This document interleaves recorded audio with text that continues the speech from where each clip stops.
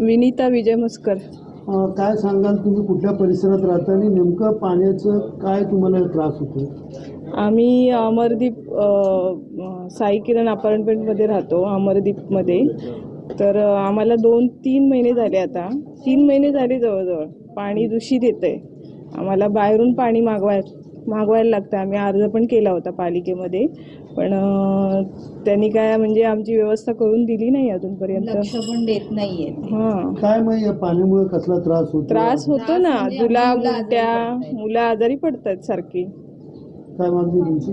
मागणी म्हणजे आम्हाला पाणी व्यवस्थित त्यांनी लक्ष देऊन काम करून आम्हाला पाणी चांगलं आलं पाहिजे पिण्या. आमची मुलं आजारी पडत आहेत, बाकी काय नाही. आज किती दिवस झाले आम्ही हेच पाणी पितोय, पण कोणी लक्ष देत नाहीये. तुम्ही काहीतरी लक्ष देऊन इथे काहीतरी करायचं बघा ना. किती कुटुंब आहेत या ठिकाणी? 25 ते 30 आमच्या सोसायटीमध्ये आहेत, मागच्या चाळीमध्ये आहेत. अशी 100-150 लोक इथे आहेत. पाईप फुटलाय, काही लक्ष देत नाही. आज किती दिवस हेच पाणी आम्ही हे करून किती दिवस पाणी आणायचं आम्ही? आपका श्यामलता पांडे।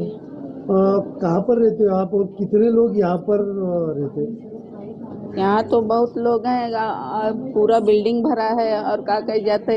मैं तो नीचे रहती हूँ और आज 3 महीने से पानी का टेंशन चल रहा है। पानी अच्छा नहीं रहा है और पानी पी पी के वही बच्चे लोग बीमार पड़ रहे हैं, जुलाब हो रहा है, उल्टी हो रहा है, बूढ़े लोग भी बीमार पड़ रहे हैं। बाहर से पानी हम लोग भर भर के ला रहे हैं, थक जा रहे हैं। हाँ, लेकिन कोई सुन नहीं रहा है। सबको हम लोग बोल रहे हैं कि पानी ठीक करो, पानी ठीक करो, कोई ठीक ही नहीं कर रहा है। हाँ, हम लोग बहुत परेशान हो गए हैं पानी से। अभी क्या मांगे आपकी? और पानी वही ठीक हो जाए, अच्छा हो जाए, बस और क्या मांग करूं। बारिश शुरू हो